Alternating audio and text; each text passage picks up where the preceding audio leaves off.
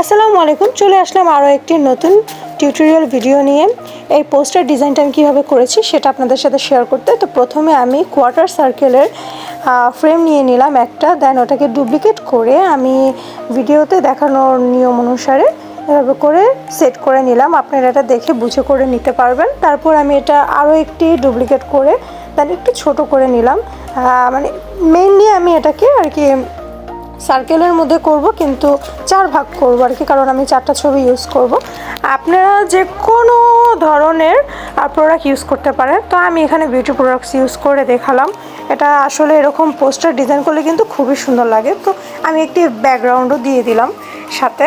তারপর ব্যাকগ্রাউন্ডের পরে আমি কিছু রেখেছিলাম, দেন আমি এখানে একটি সার্কেল নিয়ে নিলাম, যেখানে আমি মাঝখানে আমার প্রোডাক্টের ব্যাপারে কিছু লিখব।